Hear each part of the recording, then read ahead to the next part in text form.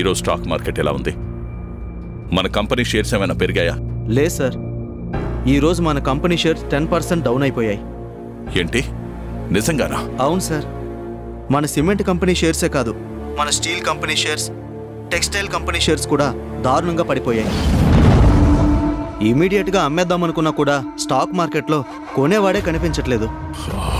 My God, ఈ సంగతి తెలిస్తే అసలే టెన్షన్లో ఉన్న మన డీలర్స్ మన చేజారిపోయే ప్రమాదం ఉంది. అవును, ఆ శ్రీరామ్ ఎండీగా ఉన్న రాణి గ్రూప్ ఆఫ్ ఇండస్ట్రీస్ వాళ్ళ షేర్స్ మాట ఏంటి? వాళ్ళ షేర్స్ ఇవాళ 20% పెరిగాయి సార్. సిమెంట్, స్టీల్, టెక్స్టైల్ కంపెనీలు కూడా మంచి లాభాలతో ఉన్నాయి. స్టాక్ బ్రోకర్స్ వాళ్ళ కంపెనీ షేర్స్ని కస్టమర్స్కి రికమెండ్ చేస్తున్నారు సార్. చాలా మంది ఎగబడి కొంటున్నారు సార్. Shut up! నిన్ను మా కంపెనీ తరపున స్టాక్ ఏజెంట్గా పెట్టుకున్నది మా శత్రువుల గొప్పని చెప్పడానికి కాదు. పెట్టే ఫోన్, ఇడియట్.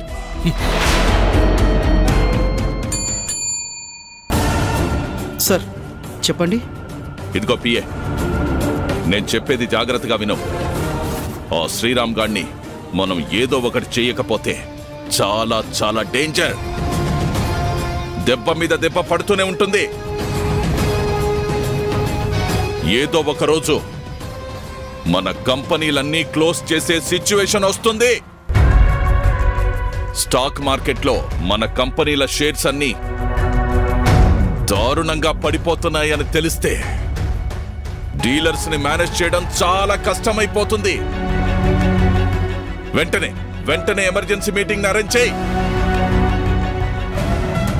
డీలర్స్ అందరికీ ఫోన్ చేసి నేను పర్సనల్ గా అటెండ్ అవ్వమన్నానని చెప్పు. వాళ్ళకి వెళ్ళు. ఇంకా నిలబడ్డావేంటి? వెళ్ళు. వాళ్ళందరికీ ఫోన్ చేసి మరీ చెప్పు. Come on move. Sorry sir, phone చేసినా గానీ మన కంపెనీ డీలర్స్ ఎవరూ రారు. ఏమంటున్నా? అవును సార్, ఇప్పుడే న్యూస్ వచ్చింది. మన కంపెనీ డీలర్స్ అందరూ ఏకగ్రీవంగా తీర్మానం చేసుకున్నారట. తీర్మానమా? ఏమని? మన కంపెనీ డీలర్షిప్కి గుడ్ బై కొట్టాలని. అంతేకాదు సార్, ఆ శ్రీరామ్ దగ్గరికి వెళ్ళి వాళ్ళ కంపెనీ డీలర్షిప్ తీసుకోవాలని, ఇక మీదట రాణి గ్రూప్ ఆఫ్ కంపెనీకి డీలర్స్గా పనిచేయాలని వాళ్ళు తీర్మానించుకున్నారంట సార్.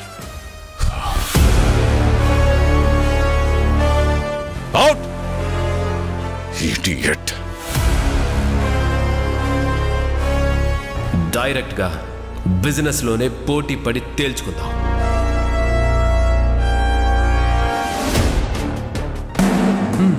ఓకే, అర్థమైంది. కానీ ఇన్నాళ్ళు మీరందరూ ఆ దుర్గా ప్రసాద్ గారితో కలిసి పనిచేశారు. కానీ ఇప్పుడు నా దగ్గరకు వస్తా ఉంటున్నారు. కారణం తెలుసుకోవచ్చా? శ్రీరామ్ గారు, మీరైనా మేమైనా చేసేది బిజినెస్ మాత్రమే. ఇన్నేళ్లుగా మేమందరం ఆ దుర్గా ప్రసాద్ గారి కంపెనీలకి డీలర్స్గా ఉన్నాం. లక్షల్లో నష్టపోయాం. ఇంకా నష్టాన్ని భరించే ఓపిక, శక్తి మాకు లేవు. అందుకే కలిసికట్టుగా మీ దగ్గరకు వచ్చాం. ఎలాగైనా మీరే మాకు డీలర్షిప్ ఇవ్వాలి, మమ్మల్ని ఆదుకోవాలి. సార్, నీళ్లున్న చెరువులోకే కప్పలొచ్చి చేరతాయి. బిజినెస్ కూడా అంతే. ఇది మీకు తెలియని విషయం కాదు సార్. ప్లీజ్ సార్, మీ గురించి ఎంతో గొప్పగా విన్నాం. బిజినెస్ మ్యాగజైన్లో మీ గురించి వచ్చిన ఆర్టికల్ని కూడా చూసాం. మీ క్రమశిక్షణ, నిజాయితీ మాకు బాగా నచ్చింది. అందుకే మిమ్మల్ని బతిమాలుకుంటున్నాం. శ్రీరామ్ గారు, మీరు ఎలాంటి కండిషన్స్ పెట్టినా ఒప్పుకుంటాం. ఏదైనా బాండ్ రాసిమ్మన్నా రాసిస్తాం. ప్లీజ్ మా అభ్యర్థనను మన్నించండి. డీలర్షిప్ ఇచ్చి నష్టాల్లో ఉన్న మమ్మల్ని, మా కుటుంబాలని ఆదుకోండి. Okay okay, relax. Rani group of industries తరపున మీ అందరికీ డీలర్షిప్ ఇవ్వడానికి నేను ఒప్పుకుంటున్నాను. But one condition. చెప్పండి సార్, ఏంటది? అక్కడి నుంచి మీరిక్కడికి వచ్చినట్టే ఇక్కడి నుంచి మరెక్కడికి వెళ్లకుండా 2 ఏళ్ల పాటు మా కంపెనీకే డీలర్స్గా ఉంటామని అగ్రిమెంట్ మీద సంతకం పెట్టండి.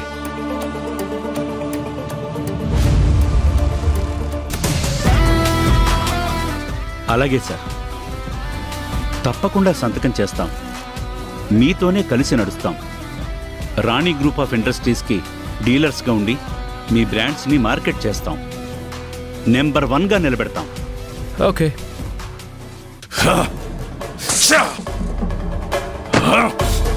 రే శ్రీరామ్, నిన్ను వదిలిపెట్టండ్రా. ఈ దుర్గా ప్రసాద్తో పెట్టుకున్నావు, నీ అంతు చూస్తాన్రా. అంతు చూస్తాను.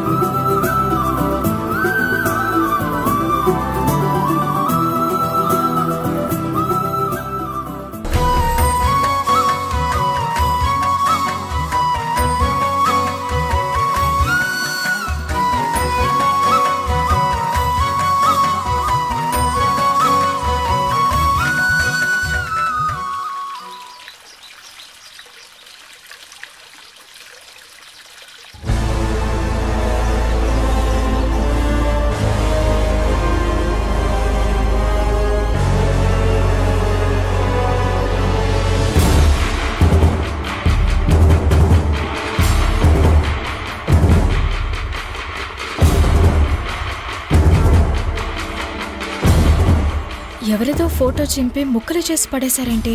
ఈ ఫోటోలో ఉన్నది ఎవరై ఉంటారు?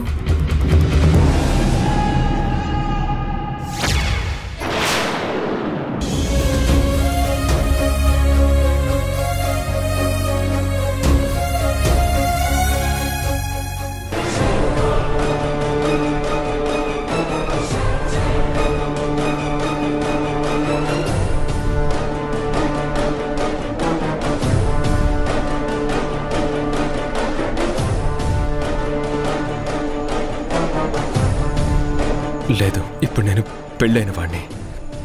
శశిరేఖ ఫోటోలు నా దగ్గర ఉండడం కరెక్ట్ కాదు.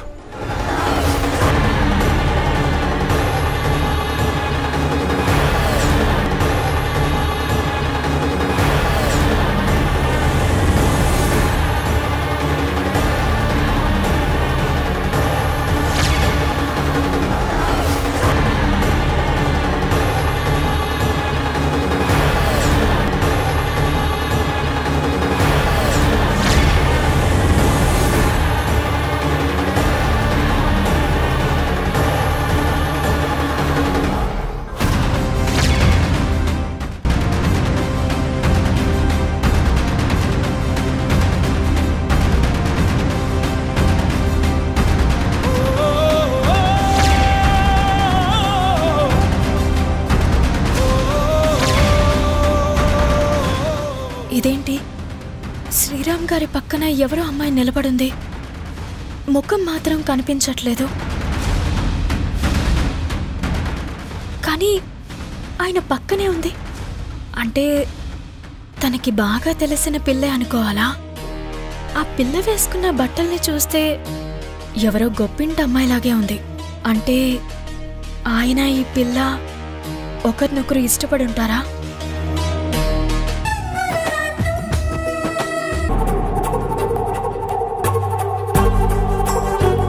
నేను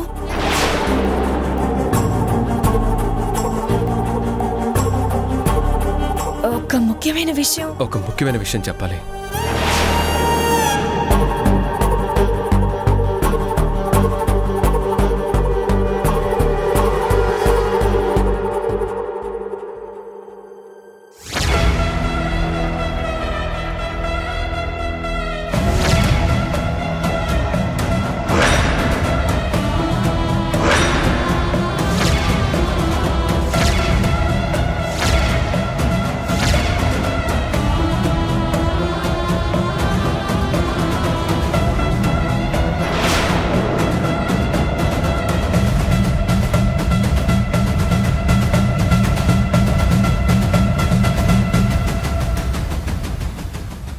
ఎక్స్క్యూజ్ మీ సార్, మీలాంటి గొప్ప వాళ్ళు మా రెస్టారెంట్కి రావడం నిజంగా మా అదృష్టం.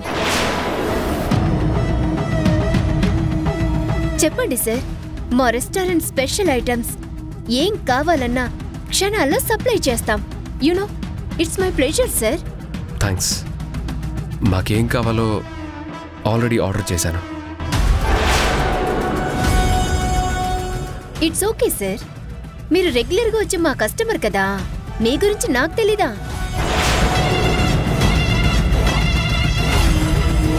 మీరెప్పుడొచ్చినా ఒక ఐటెంని ఆర్డర్ చేసి అంతలోనే మనసు మార్చుకొని ఇంకో ఐటెంని ఆర్డర్ చేస్తారు కదా, అందుకే అడిగాను. మేడం, మీ పేరు శశిరేఖ కదా?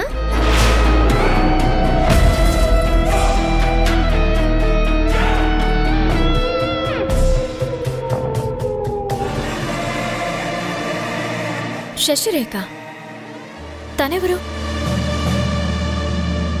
నా పేరు సీతామహాలక్ష్మి. అదేంటి ఈ టేబుల్ మిస్టర్ శ్రీరామ్ శశిరేఖ అనే పేరు మీద బుక్ అయ్యుందే? ఏంటి సార్, మీరే కదా బుక్ చేసింది? నో, ఈ టేబుల్ని నేను సీతా శ్రీరామ్ పేరు మీద బుక్ చేశాను. అవునా? అరే, శశిరేఖ శ్రీరామ్ పేరు మీద ఎలా బుక్ అయింది? మీరు సీతా శ్రీరామ్ పేరు మీద బుక్ చేస్తే సంథింగ్ ఈజ్ రాంగ్. ఎక్కడో ఏదో చిన్న పొరపాటు జరిగినట్టుంది సార్. అయ్యుండొచ్చు. ఇప్పుడేంటి? నథింగ్ సార్, నేనే పొరపాటుగా రాసుకొనుంటాను. బై ది వే, నీ పేరు శ్రీరామే. అచ్చం మీలాగే ఉండే ఇంకో కస్టమర్ పేరు కూడా శ్రీరామే సార్. ఆయన కూడా తరచూ మా రెస్టారెంట్కి తన గర్ల్ ఫ్రెండ్ శశిరేఖని తీసుకుని హ్యాపీగా టైం స్పెండ్ చేయడానికి వస్తుంటారు. మీరే ఆయన అనుకుని కొంచెం కన్ఫ్యూజ్ అయినట్టున్నాను. అవును సార్, ఈ సీతా మేడం మీ గర్ల్ ఫ్రెండా? కాదు, సీత నా భార్య.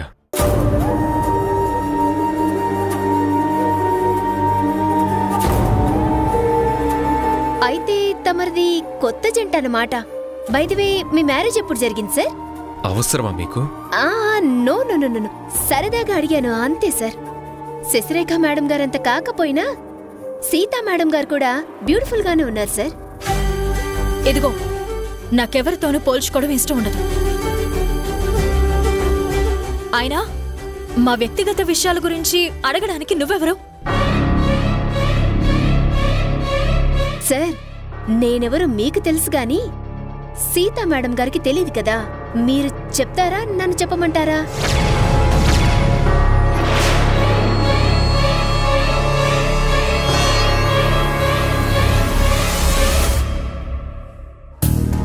ఎవ్వరూ చెప్పక్కర్లేదు.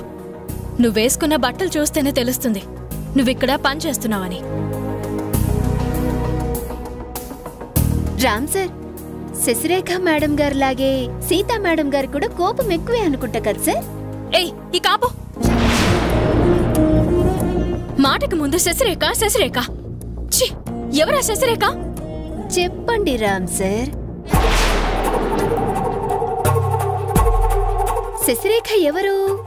సీతా మేడం అడుగుతున్నారు. మా రెస్టారెంట్ కి రెగ్యులర్ కస్టమర్ కదా, మీకు తెలిసి ఉండాలి కదా. నాకెవరూ తెలీదు. వెళ్ళి మీ పని చూసుకోండి. Okay sir.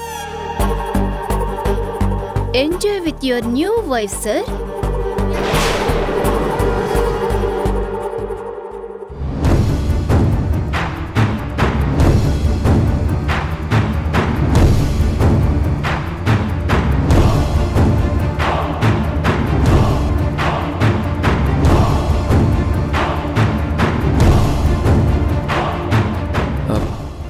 తిని సీత.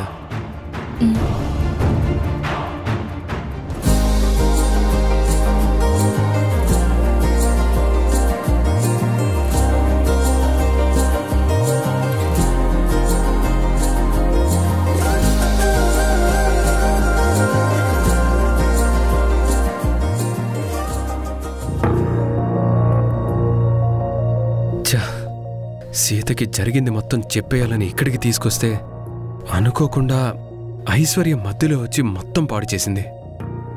ఇలాంటి మూడ్లో ఇప్పుడు శశిరేఖ గురించి సీతతో ఎలా చెప్పాలి? నేను ముఖం తెలియని ఆ ఫోటోలో ఉన్న అమ్మాయి ఎవరు అని అడగాలని నోరు తెరిచేలోగానే ఇలా జరిగిందేంటి? అందుకే ముఖ్యమైన విషయాలేవి 10 మందిలో ఉండే చోట మాట్లాడుకోకూడదంటారు. వెయిటర్, చెప్పండి సార్.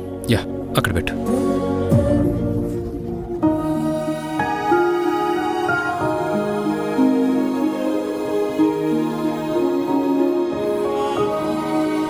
సీత, వాష్రూమ్కి వెళ్ళొస్తాను. అలాగేనండి.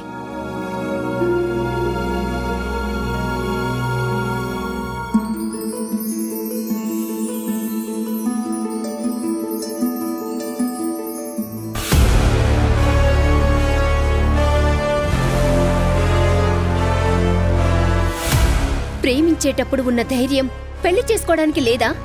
అలాంటప్పుడు ప్రేమించడం ఎందుకు? మా శశి మనసు చాలా సున్నితమైనది, అది చాలా ఎమోషనల్. అలాంటి దాన్ని పరిస్థితుల పేరుతో మీరు వదిలేయడం కరెక్ట్ కానే కాదు సార్. ఐశ్వర్య, ప్లీజ్. శశిని మోసం చేయాలనే ఉద్దేశం నాకేనాడూ లేదు. శశిని తప్ప మరో అమ్మాయిని పెళ్లి చేసుకోవాల్సి వస్తుందని నేను కలలో కూడా అనుకోలేదు. కానీ నా చేతుల్లో లేకుండానే అంతా జరిగిపోయింది. అందరు మగాళ్లలాగానే మీరు కూడా చేతులు దులిపేసుకున్నారు, అంతేగా? దాని కర్మకి దాన్ని వదిలేసి మీరు మాత్రం మీ భార్యతో సుఖంగా ఉన్నారు, అంతేగా? తప్పు సార్. ఎంత సమర్థించుకున్నా మీరు చేసింది క్షమించరాని నేరం. ఐశ్వర్య, జరిగిన దానికి శశిరేఖ ఎంత బాధపడి ఉంటుందో నేను ఊహించగలను. ఏం ఊహించగలరు సార్ మీరు? శశిరేఖ గురించి ఏం తెలుసు మీకు? అందర్లాంటి ఆడపిల్ల కానే కాదు. మొదటి చూపులోనే మీకు పడిపోయింది. మీ మీదే మనసు పెట్టుకుంది. మిమ్మల్ని పెళ్లి చేసుకోవాలని ఎన్నెన్నో కలలు కంది. అందుకే ముంబైకి వెళ్లి వాళ్ళ డాడీని కూడా ఒప్పించింది. కానీ ఇంతలోనే మీరు మరొక అమ్మాయిని పెళ్లి చేసుకుని దానికి ఊహించని షాక్ ఇచ్చారు.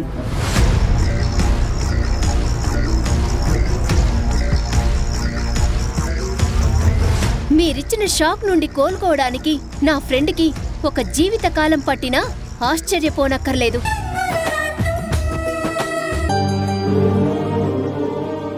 రాము, ఆఫీస్ నుంచి నువ్వు కూడా వచ్చేశావు. తాతయ్య ఏంటి పనుందని వెళ్ళినవాడు ఇంకా రాలేదు? రాణి, వస్తారులే. ఆయన ఊరికి ప్రెసిడెంట్. రోజు ఎంతమందిని కలుస్తారు, ఎన్ని పనులు చేయాలి అన్నీ తెలుసు కదా నీకు. అవునమ్మా, తాతయ్య కారణం లేదే ఇంటి గడప దాటి వెళ్ళనే వెళ్ళరు. ఆలస్యం అయింది అంటే ఏదో ముఖ్యమైన పని ఉండే ఉంటుంది.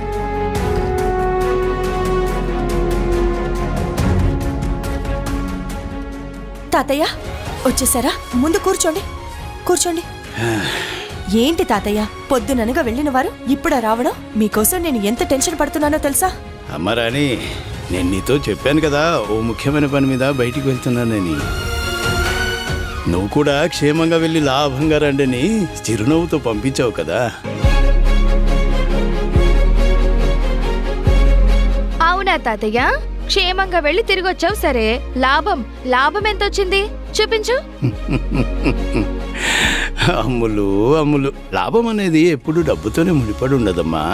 ఒక్కోసారి ఆ డబ్బు కన్నా వీళ్ళ కట్టలేనంత లాభం కూడా ఉంటుంది. అది చూపించమంటే చూపించేది కాదమ్మా, దాన్ని అనుభవిస్తేనే తెలుస్తుంది. తాతయ్య, అంత విలువైందేంటది? ఒక శుభవార్తమ్మా.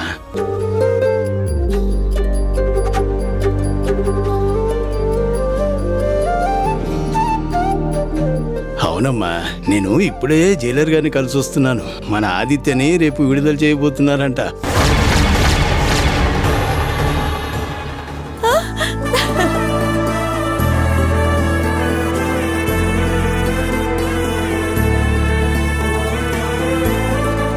తాతయ్య, అవునా?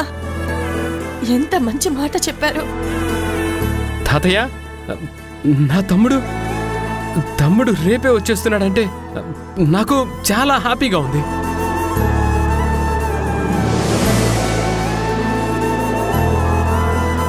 పాపం చిన్నన్నయ్య జైల్లో ఇన్నాళ్ళు ఎలా ఉన్నాడో ఏంటో ఇప్పుడు ఇంటికి వచ్చేస్తున్నాడంటే నాకు కూడా చాలా చాలా హ్యాపీగా ఉంది.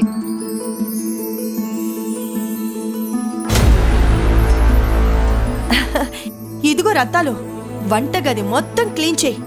వాడికి కావాల్సినవన్నీ ఏర్పాటు చేయి. రేపు వాడికి అన్నీ ఇష్టమైన వంటలు చేయాలి, సరేనా? అట్టగేనమ్మగారు, అన్ని మీరు చెప్పినట్టు చేసేస్తాను కదేటి.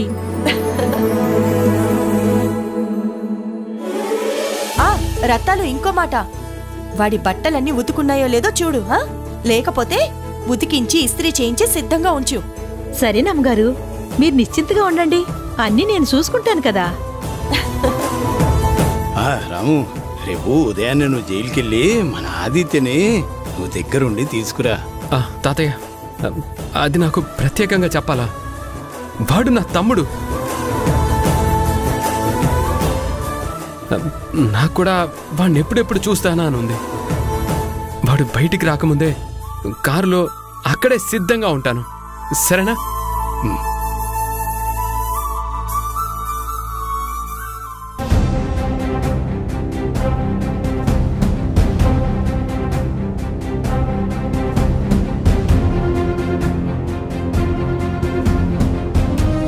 ఇప్పుడు ఆదిత్య నా మరేది.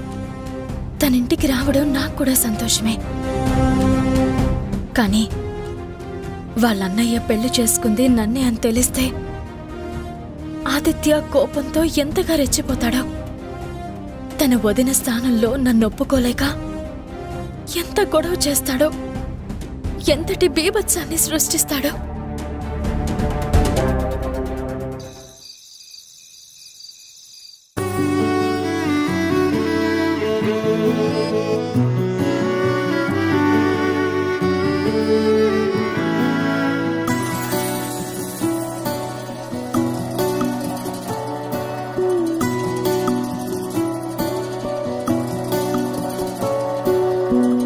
మంచిదో చెడ్డదో రెంటికి మధ్యదో అంతు చిక్కలేదా, కాలమిటువంటిదో.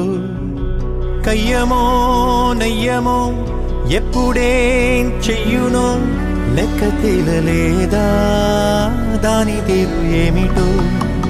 ముళ్ళు ఉన్న మార్గాన నడిపేటి కాలం వేచి ఉంటే రాదారి చూపించదా. చిక్కు ప్రశ్న వేసేటి తెలివైన కాలం తప్పకుండా బదులై రాదా.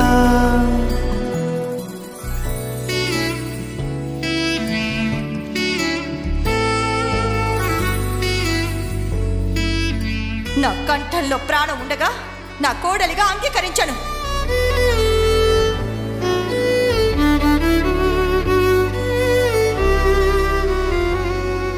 నిజంగా మా అత్తగారు ఎంతో మంచిది, దేవత లాంటిది. అలాంటి అత్తగారు దొరకడం నిజంగా నా అదృష్టం అంది. నీకు చక్కటి పేరు పెడుతున్నాను, రాణి.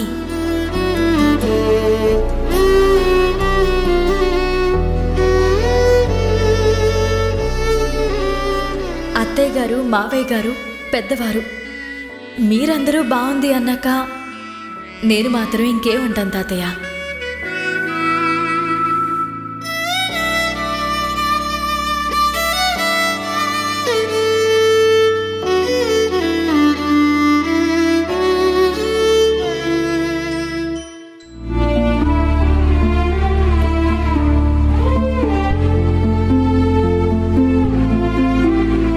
అమరాని, ఏమ్మా నిద్ర పట్టట్లేదా? నీ మొహం చూస్తుంటే లోపలే ఏదో సంఘర్షణకు గురవుతున్నట్టున్నావు. ఏంటమ్మా అది? అబ్బే, అలాంటిదేం లేదులే తాతయ్య. మన పెదాల అబద్ధం చెప్పొచ్చేమో కానీ కళ్ళు మాత్రం ఎప్పుడూ నిజాలే చెప్తాయమ్మా. నిన్ను చిన్నప్పటి నుంచి ఈ చేతులతో పెంచాను. నువ్వేంటో నీ మనసేంటో నాకు తెలీదా? అసలు ఏ మనిషిలోనైనా సంఘర్షణ అనేది ఎందుకు మొదలవుతుందో తెలుసమ్మా? మనసుకి బుద్ధికి దూరం పెరిగినప్పుడు. తాతయ్య, అవునమ్మా, మనసు అనేది మనకు నచ్చని దాన్ని భరించలేదు. బుద్ధి అనేది అలా నచ్చకపోవడంలో కూడా తప్పుందని మనకు గుర్తు చేస్తుంది. నువ్వైనా నేనైనా ఎవరైనా సరే మనం మనసు చెప్పిందే వింటాం, అది చెప్పినట్టే నడుచుకుంటాం. మన బుద్ధి విచక్షణ హెచ్చరిస్తున్నా దాన్ని మనం పట్టించుకోం.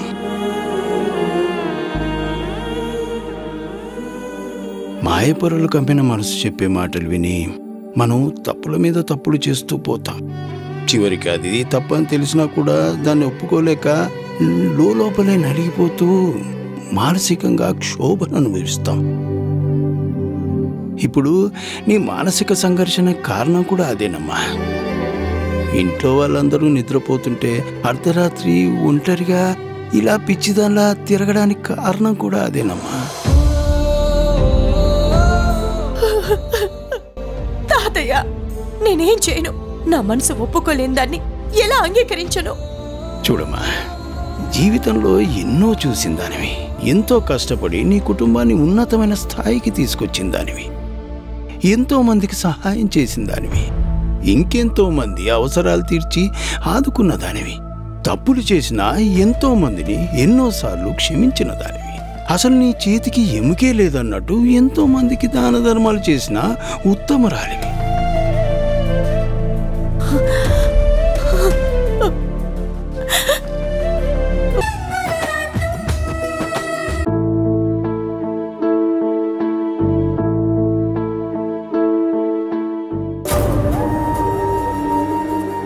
చెప్పమ్మా, సీత చేసిన తప్పేంటి? నీతికి నిజాయితీకి నిలబడమేనా సీత చేసిన తప్పు? నడి రోడ్డు మీద తను కల్లారా చూసిన ఒక అన్యాయాన్ని కోర్టులో సాక్ష్యంగా చెప్పడమేనా సీత చేసిన పాపం? ఏ ఊరి బాగు కోసమైతే రామ్ సీత మెడలో తాలి కట్టాడు, అదే ఊరి మంచి కోసం సీత కూడా తలదించుకొని తాలి కట్టించుకుంది. అది కూడా తప్పేనా? మరి రామ్ని నువ్వు క్షమించినప్పుడు సీతనెందుకమ్మా క్షమించలేకపోతున్నావు? అంటే తను పరాయి అమ్మాయినే కదా. మా అత్తగారు దేవత. నేను అత్తగారు అని పిలవడం కంటే అత్తమ్మ అని పిలవడానికి ఇష్టపడతానని చెప్పిందమ్మా అమాయకురాలు.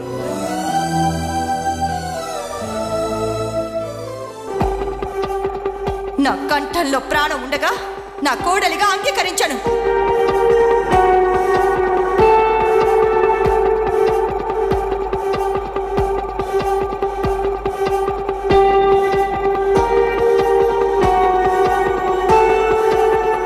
నీకు చక్కటి పేరు పెడుతున్నాను, రాణి.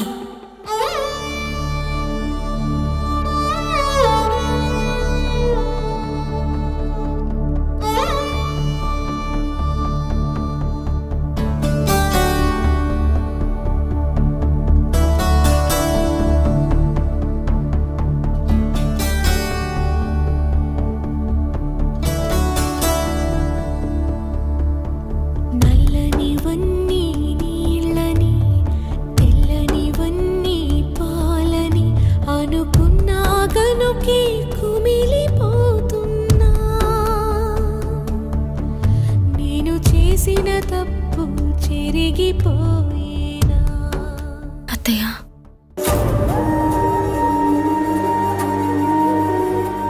నన్ను క్షమించండి.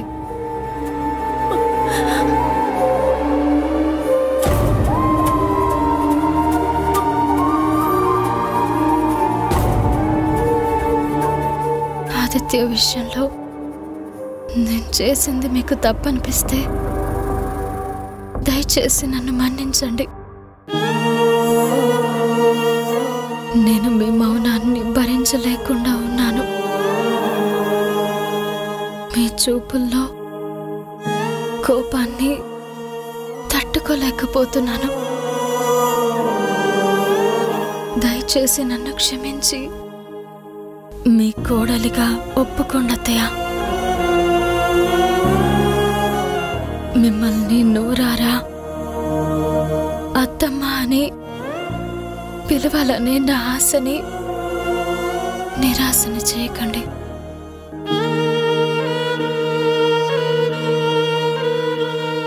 నా జీవితంలో మిమ్మల్ని ఇంకెప్పుడు ఏమి అడగను. తల్లి లేని ఈ పేద పిల్ల మిమ్మల్ని కోరుకునేది ఇదొక్కటే అత్తమ్మా.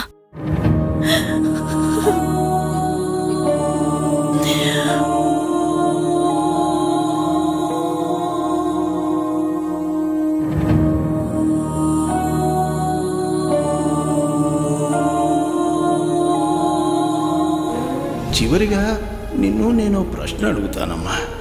దానికి నువ్వు నాకు సమాధానం చెప్పొద్దు. కనీసం నీకు నువ్వైనా చెప్పుకో చాలు.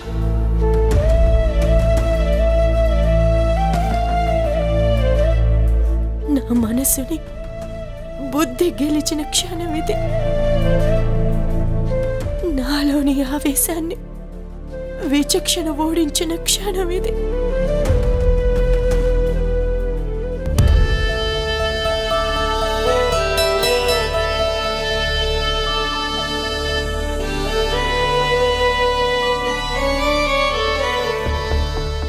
నా పెద్ద కోడలికి అత్తమ్మగా నేనిస్తున్న మొట్టమొదటి కానుక ఇది.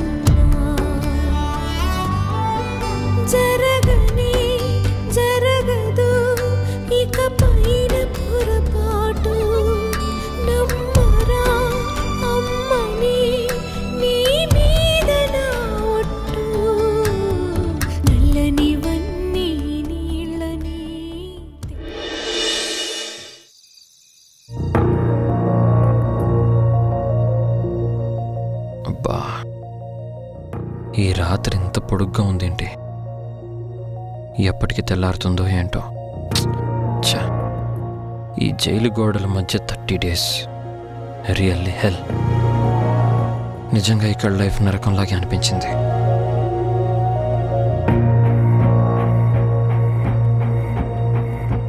ఏంటి బాబు, నిద్ర రావటం లేదా?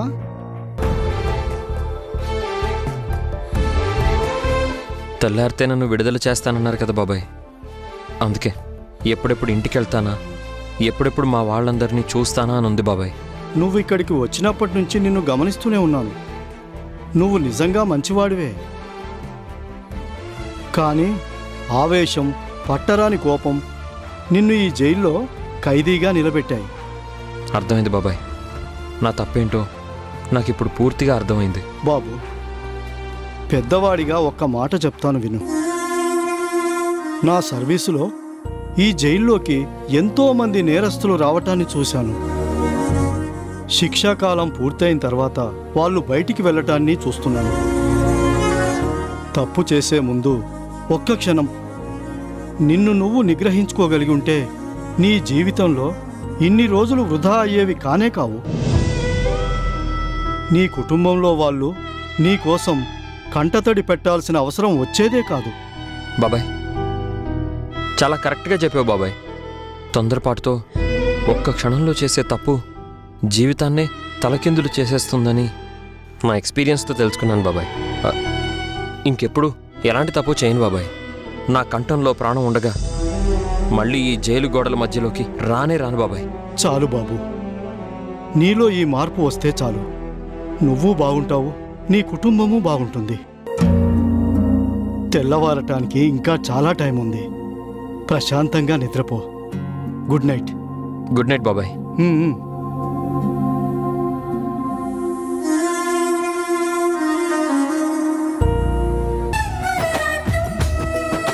మధురాపురి సదన మృదువదన మధుసూదన ఇహ స్వాగతం కృష్ణ చరణాగతం కృష్ణ. మధురాపురి సదన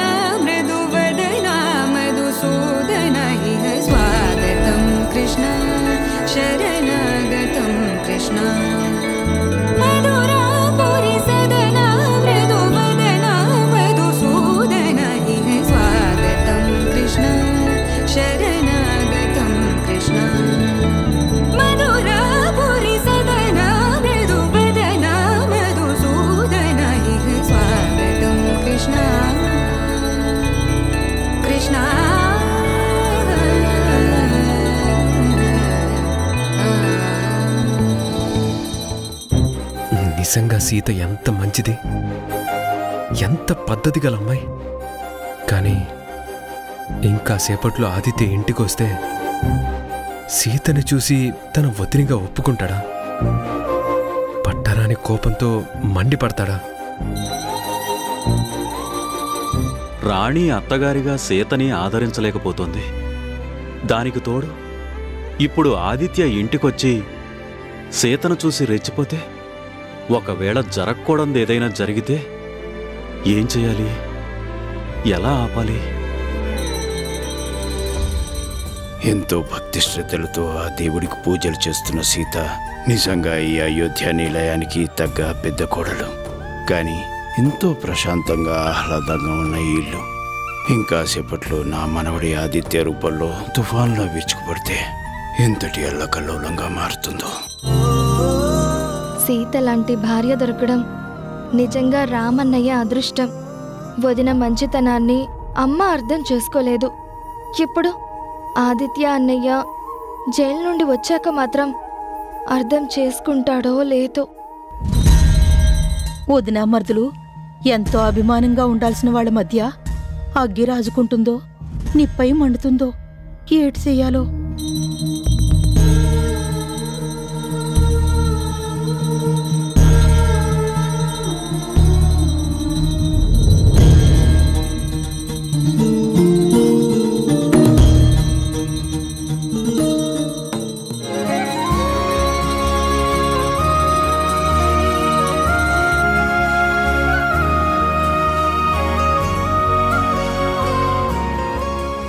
కృష్ణయ్య, కృష్ణం వందే జగద్గురు అంటారు. నడిచేది మేమైనా నడిపించేది నువ్వే, ఆడేది మేమైనా ఆడించేది నువ్వే. నటన సూత్రధారివి నువ్వే, భక్తజన రక్షకుడివి నువ్వే. కన్నీటితో చేతులు జోడించి నిన్ను వేడుకుంటున్నాను స్వామి. ఎలాంటి పరిస్థితులు ఎదురైనా తట్టుకుంటాను, ఎన్ని కష్టాలైనా భరిస్తాను, ఎన్ని మాటలన్నా పడతాను, ఎన్ని అవమానాలైనా ఓర్చుకుంటాను. కానీ ఈ ఇంటికి, నా మాంగళ్యానికి నన్ను దూరం చేయకు తండ్రి.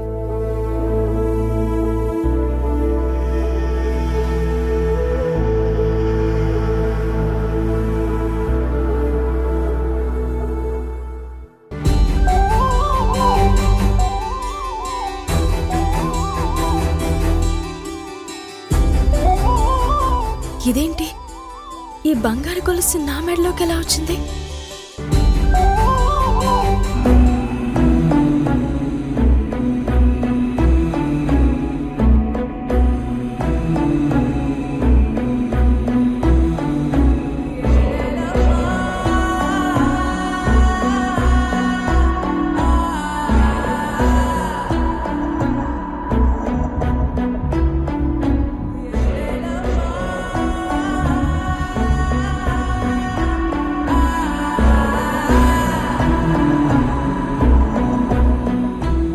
కృష్ణయ్య, అర్థమైంది. నువ్వు నా మొర విన్నావు. మా అత్తగారి మనసుని మార్చేశావు.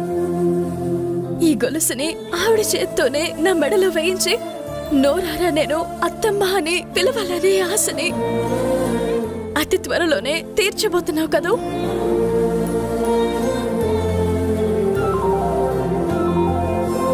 కన్నయ్య, ఇంత గొప్ప వరాన్ని ప్రసాదించిన నీకు నేనేమివ్వగలను? నా పంచ ప్రాణాలని హారతిగా చేసి మనసారా నీకు నివేదించుకోవడం తప్ప.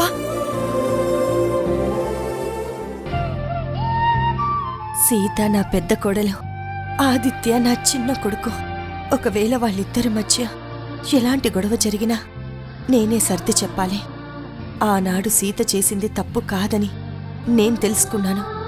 ఈనాడు తన వదిన ఎంత మంచిదో అర్థమయ్యేలా ఆదిత్యకు కూడా నేనే చెప్పి ఒప్పిస్తాను.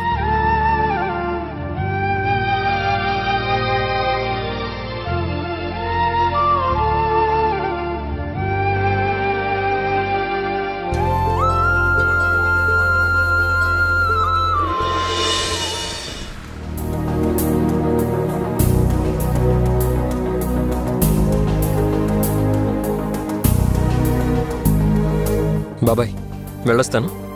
తప్పు బాబు. జైలు నుంచి హాస్పిటల్ నుంచి వెళ్ళేటప్పుడు మళ్ళీ వస్తాను అనకూడదు. సారీ వెళ్తాను బాబాయ్. మంచిది బాబు.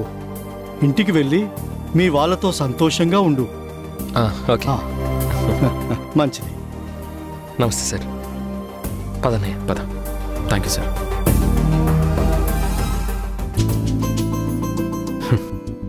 రే Aditya, you are back. I'm so హ్యాపీరా. అన్నయ్య నాకు కూడా చాలా హ్యాపీగా ఉందన్నయ్య. పంజరంలో లాక్ చేయబడిన పక్షిలాగా ఇన్ని రోజులు జైల్లో గడిపి బయటకు వచ్చిన తర్వాత ఇప్పుడు తెలుస్తుందన్నయ్య నాకు ఫ్రీడమ్ విలువేంటో. తమ్ముడు, ఏదైనా అంతేరా. ఉన్నప్పుడు మనకి తన విలువ తెలీదు, కోల్పోయినప్పుడే దాని వాల్యూ తెలుస్తుంది. మనిషి కొన్ని ప్రాబ్లమ్స్ ఫేస్ చేసినప్పుడే లైఫ్ విలువేంటో తెలుస్తుందిరా. అన్నయ్య ప్రాబ్లం అంటే గుర్తొచ్చింది. నువ్వు ఊర్లో ఏదో ప్రాబ్లం సాల్వ్ చేయడానికి సడన్గా పెళ్లి చేసుకోవాల్సి వచ్చిందన్నావు కదా. లాస్ట్ టైము నీతో చెప్పాను, నేను బయటికి రాగానే వదిన్ని చూడాలని చెప్పా. మరి నువ్వు ఒక్కడివే వచ్చావేంటి? వదిన్ని తీసుకురాలేదా? మై గాడ్, వీడు బయటికి రాగానే వదిన వదిన అంటున్నాడు. ఇంటికి వెళ్ళాక సీతే తన వదిన అని తెలిస్తే ఎంత వైల్డ్గా రియాక్ట్ అవుతాడో, ఎంత గొడవ చేస్తాడో. మాట్లాడవేంటన్నయ్యా? అదేరా, నువ్వు వస్తావని మీ వదిన అమ్మ అందరూ నీకోసం ఏర్పాట్లు చేస్తున్నారు కదా, ఆ బిజీలో ఉన్నారన్నమాట. అబ్బా, అంటే ఇంటికి వెళ్ళే వరకు వదిన ఎలా ఉంటుందోనని ఊహించుకుంటూనే ఉండాలా? నీతో పాటు తీసుకొని వచ్చుంటే మన ముగ్గురు హ్యాపీగా మాట్లాడుకుంటూ వెళ్ళేవాళ్ళం కదన్నయ్య. ఎరా, వదిన వదిన అని అంతగా అడుగుతున్నావు. సపోజ్ ఒకవేళ నువ్వు తనని చూశాక మీ వదిన నీకు నచ్చకపోతే అప్పుడేం చేస్తావురా? నో వే అన్నయ్య. మా అన్నయ్య ఆల్వేస్ కరెక్ట్. తను ఏం చేసినా పర్ఫెక్ట్గానే ఉంటుంది. సో మా వదిన కూడా మా అన్నయ్యకి తగ్గ రేంజ్లోనే సూపర్గా ఉంటుంది. అంత కాన్ఫిడెన్స్ పెట్టుకోవడం మంచిది కాదేమరా. చూడన్నయ్య, నా సిక్స్త్ సెన్స్ ఎప్పుడూ తప్పు కాదు. అందుకే లాస్ట్ టైం నువ్వు వచ్చినప్పుడు కూడా కనీసం వదిన ఫోటోనైనా చూపించన్నయ్యా అని నేను అడగలేదు, గుర్తుందా? ఆ రోజు నువ్వు సీత ఫోటోను చూసుంటే తన మీదే కాదు, నా మీద కూడా కోపంతో మండిపడేవాడివి. అమ్ములు, ఏం మాట్లాడుతున్నావు? నాకు వ్యతిరేకంగా సాక్ష్యం చెప్పి నేను జైల్లో ఖైదీలా నిలబడ్డానికి కారణమైన ఆ సీతా మహాలక్ష్మిని నేను ఎక్స్క్యూజ్ చేయాలా? Never never never. అన్నయ్య ప్లీజ్ రా, నేను చెప్పేది విను. ఏ సీతా మహాలక్ష్మి అయితే నీకు వ్యతిరేకంగా సాక్ష్యం చెప్పిందో ఆమెనేరా మన రామన్నయ్య పెళ్లి చేసుకున్నాడు. తనిప్పుడు మన వదిన. అమ్ములు, అన్నయ్య పెళ్లి చేసుకున్నంత మాత్రాన ఆ డెవిల్ నాకు వదినైపోతుందా? నెవర్. నువ్వే కాదు, ఆ దేవుడే దిగొచ్చి బతిలాడినా సరే తనను నేను యాక్సెప్ట్ చేయను. దెబ్బకి దెబ్బ తీసి ఆ రాక్షసి మీద పగ తీర్చుకుంటాను. వదిన డెవిల్ కాదు, దేవత. తను ఎంత మంచిదో ఎంత గొప్పదో నీకేం తెలుసు? ఇప్పటిదాకా అమ్మ తనని కోడలిగా ఒప్పుకోలేదు. కనీసం ఒక్కసారి కూడా తనతో ప్రేమగా మాట్లాడలేదు. అయినా వదిన అత్తయ్య అత్తగారు అంటూ గౌరవిస్తుంది, అభిమానిస్తుంది. నేను మీ ఇంటి కోడల్ని, మీరందరూ నా వాళ్ళు అనే బాధ్యతతోనే ఒక మనసున్న ఇల్లాలుగా నడుచుకుంటుంది. నాటకాలు, ఆ నాటకాలను చూసి నువ్వు పిచ్చిదానిలా నమ్మేశావా? మా వదిన ఎలాంటిదో అని చెప్పి నాకే చెప్తున్నావా? అవును, నీకే చెప్తున్నాను. వదిన గురించి తప్పుగా అనుకుంటున్నావు, అపార్థం చేసుకుంటున్నావని నీకు తెలియచెప్పడానికే ఇంట్లో ఎవ్వరికీ చెప్పకుండా నేనొక్కదాన్నే ఇలా నిన్ను కలవడానికి వచ్చాను. నువ్వెన్ని చెప్పినా సరే దెబ్బతిన్న నా మనసు మారే సమస్య లేదు.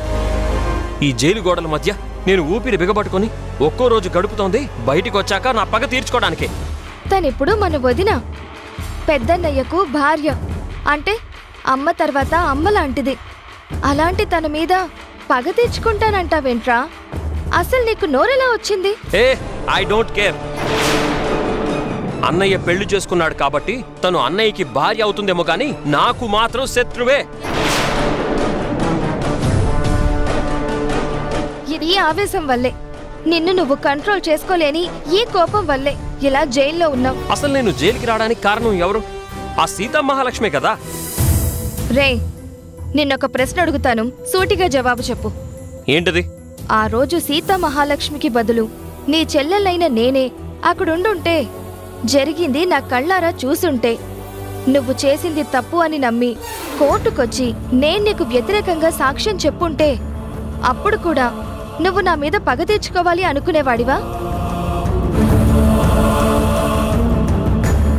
అమ్ములు, నిన్ను నేను అలా ఎందుకు అనుకుంటానురా? ఏ, నీ చెల్లెలకైతే ఒక న్యాయం, మరో ఆడపిల్లకైతే ఇంకో న్యాయమా? మాట్లాడవే.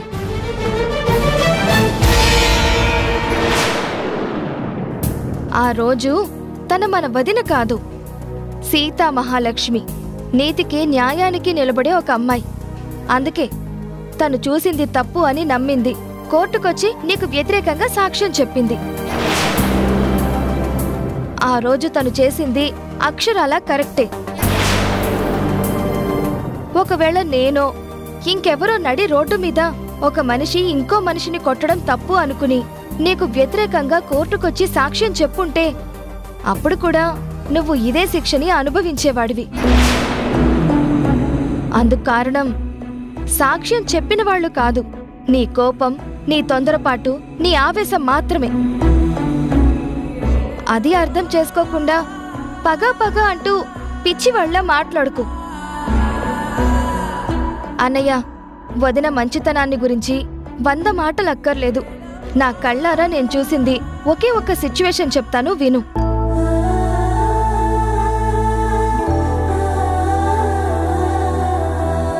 ఈ జన్మకే కాదు, జన్మ జన్మలకి నేను దేవతలాంటి మా అత్తగారికి రుణపడే ఉంటాను. ఆవిడని నేను అత్తయ్య అని కాదు, నోరారా అత్తమ్మ అని పిలవడానికి ఇష్టపడతాను. ఇప్పటికైనా అర్థమైందా అన్నయ్య? అది మన వదినంటే, అది తన సంస్కారం అంటే, అది తన మంచితనం అంటే. ద్వేషించే అత్తగారిని, దేవత అన్న మనిషి మీద నువ్వు పగ తీర్చుకోవాలనుకుంటావా? అమ్మలాంటి వదిన మీద పగ తీర్చుకుంటాను అని రెచ్చిపోతావా? వద్దురా. ఇంటికొచ్చి నువ్వెంత గొడవ చేస్తావోనని అందరూ పైకి చెప్పుకోలేక లోపల నలిగిపోతున్నారు. ఇప్పటికైనా నా మాట వినరా ప్లీజ్.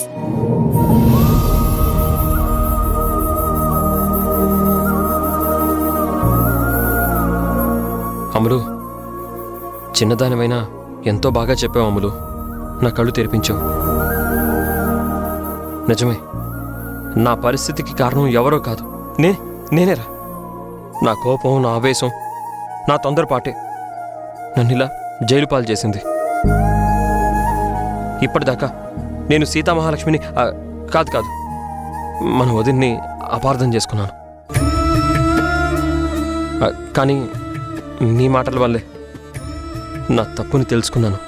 అన్నయ్య, అవునమ్ములు, నువ్వు చెప్పింది అక్షరాల నిజం. వదినంటే వదినమ్మే. ఇంటికొచ్చాక నేను ఆ వదినమ్మకి మరిదిగా, మన రామన్నయ్యకి తమ్ముడిగా, ఆ సీతారాములకి లక్ష్మణుడిలాగే నడుచుకుంటాను. నువ్వు ధైర్యంగా ఇంటికెళ్ళు, నన్ను నమ్ము.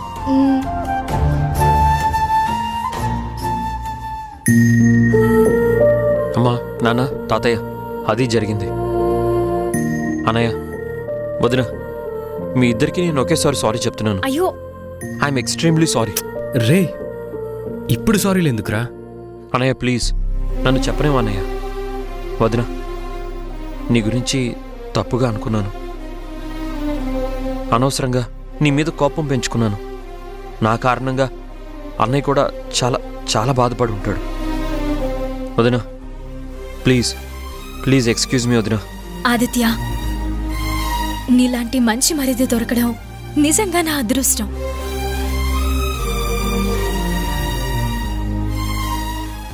జరిగిందంతా ఒక పీడకల అనుకుని మర్చిపోదాం. మనందరం ఒకే కుటుంబంలోని వాళ్ళం. కష్టంలోనూ సుఖంలోనూ మనందరం ఎప్పటికీ కలిసే ఉండాలి, కలిసే ఉంటాం.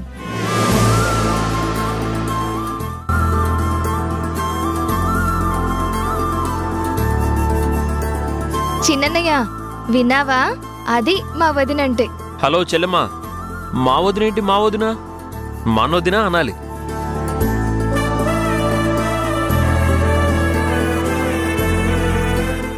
చాలా సంతోషంగా ఉందిరా.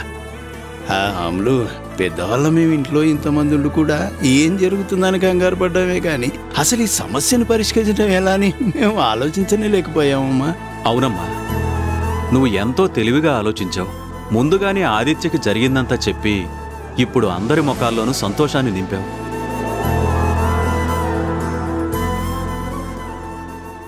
అమ్మ సీత, ఆకాశంలో మబ్బులు కమ్మినప్పుడు ఆ చందమామ కాంతి కూడా కనిపించకుండా అంతా చీకటైపోతుంది. మనిషి మనసుని కూడా అయిష్టత, తిరస్కారం అనే మబ్బులు ముసురుకున్నప్పుడు ఎదుటి మనిషి మంచితనం కూడా అర్థం కాకుండా పోతుంది.